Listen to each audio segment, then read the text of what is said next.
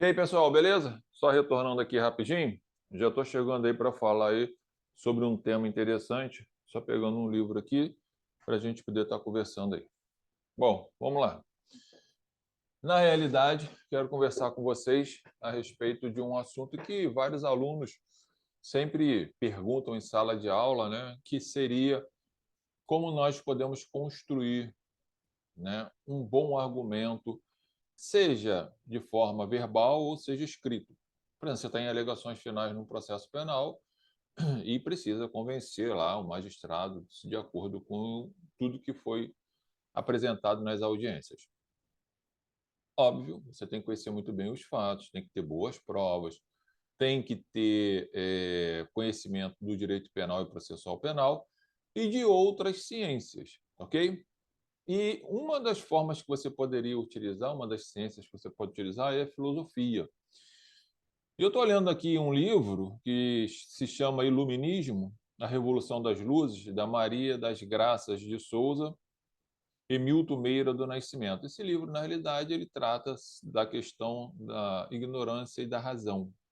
E isso traz para a gente argumentos maravilhosos para a gente poder utilizar nas nossas petições, principalmente quando a gente está diante de um magistrado que ainda está agarrado a um direito penal punitivo, que não quer respeitar direitos e garantias individuais do réu, que não olha um processo penal dentro ou à luz da Constituição Federal, e ele quer cercear o direito do réu. Ou seja, na cabeça desse cara, tanto do promotor quanto do juiz, isso tem, eu acho que deve ser uns 90% desses caras aí hoje assim, eles acham que o direito penal foi feito para punir o cidadão, o réu, ele não tem direitos e garantias, não querem reconhecer isso que está lá na Constituição Federal e querem que o cara seja condenado de qualquer jeito. E aí, fazendo uma leitura aqui no livro, eu achei muito interessante, logo o início, né, do livro é muito legal. Vou ler aqui para você falando, ó, o conhecimento como ousadia. Então, século XIV, XV, XVI, XVII, é conhecido como o século da ignorância, né, onde se tinha, na realidade, uma inquisição, uma imposição sobre ideias, seja pela questão da religião, seja pelos poderes, ou seja pelo rei, seja por quem tivesse o poder, em que as pessoas viviam na ignorância e, por isso, eles eram objetos e não um ser de direitos e garantias. E aí, a partir do século XVII, XVIII já começa a melhorar, a gente passa a ter o iluminismo, ou a ilustração, como vou ler aqui. Vamos lá. O século fala lá, né, no livro. O século XVIII é comumente chamado de século das luzes. Para compreender o sentido da expressão, é necessário saber que durante esse século, segundo se acreditava na época, a razão teria atingido um tal estágio de desenvolvimento que tornava possível reduzir ou mesmo eliminar de vez toda a ignorância humana. Podia-se estabelecer desse modo um novo mundo, fundado no conhecimento da verdade e na experiência da liberdade. E a razão seria justamente isso: uma luz que, uma vez acesa, afasta as trevas da ignorância e da servidão. Nesse mesmo sentido, o século é também denominado época da Ilustração ou Iluminismo.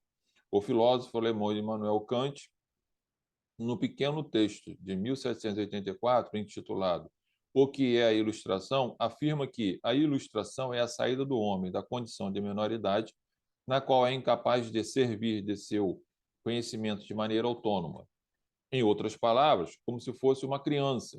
O homem que age ou pensa apenas guiado por outros só chegará realmente à maturidade se vencer a covardia e o medo e tiver a coragem de se libertar de seus tutores, para pensar e agir segundo sua própria razão. Esse movimento, por meio do qual passamos de uma menoridade dependente para uma condição de maioridade e de autonomia, é exatamente o que Kant chama de ilustração. Então, gente, o que a gente consegue observar dentro desse texto aqui? Que um texto de 1784, século lá 18 já, século 17 batendo, os filósofos já entendiam que existia, na realidade, uma ignorância. E isso bate hoje, nos dias de hoje, nós temos essa realidade, principalmente no processo penal. Nós temos ainda juízes, promotores ignorantes no sentido da aplicação da lei, porque estão agarrados a um código de 1941, a uma ideia que alguém passou, os seus tutores, né? ou a própria lei que ele usa como seu tutor para se manter agarrado na ignorância, não quer a luz, de que vai solucionar o problema da sociedade aplicando pena, condenando de qualquer jeito, principalmente quando cerceia o direito do sujeito. Não sou a favor do abolicionismo, não estou falando que tem que abrir as portas da cadeia. Não, as pessoas precisam ser punidas, precisam ser responsabilizadas, porém, um processo penal constitucional tem que ser respeitado. Isso aí eu não abro mão.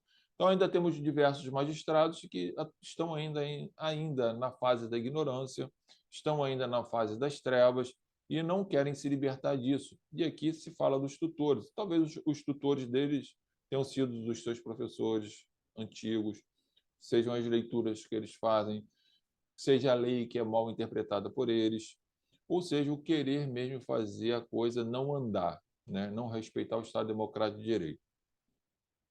Significa que você tem um campo vasto para você, por exemplo, criar uma tese usando esse texto aqui para combater, por exemplo, uma arbitrariedade que um magistrado esteja praticando contra o seu cliente. Tá? Por mais que possa não surtir efeito diante dele ou para com ele, os tribunais certamente vão ver que você tem um argumento e o seu argumento tem embasamento, né? Não só no direito, mas em outras ciências. Então fica a dica para vocês, nós não podemos ficar preso ou só olhando para as questões do direito positivado, o que está na lei, e precisamos sim abrir a nossa mente com outras leituras, trazer para dentro do direito outras ciências e tentar esclarecer as coisas. Gente, isso funciona? Claro que funciona. Ah, Zé Carlos, mas a gente está já aí em 2023 e a gente ainda está discutindo uma coisa lá do século XVII, XVIII, por aí vai. É assim mesmo, é assim que as coisas vão acontecendo, lentamente, a passos de tartaruga, tem acontecido, devagar, mas tem acontecido. Então, o que vale para a gente, nós que trabalhamos aí combatendo essas ilegalidades e por aí vai, é ter a paciência, ter técnica, ser estritamente técnico para que a gente possa convencer, criar jurisprudências, lutar pela mudança e tirar essas pessoas que ainda estão lá na ignorância e trazer eles aqui pela razão, né, para a luz. Fica a dica aí para você que tem essa ideia aí, essas dúvidas de como a gente pode fazer bons argumentos e se é possível ou não utilizar outras ciências. É claro que você pode e deve utilizar. Logo estou retornando aí para trazer outras informações para vocês aí. Grande abraço.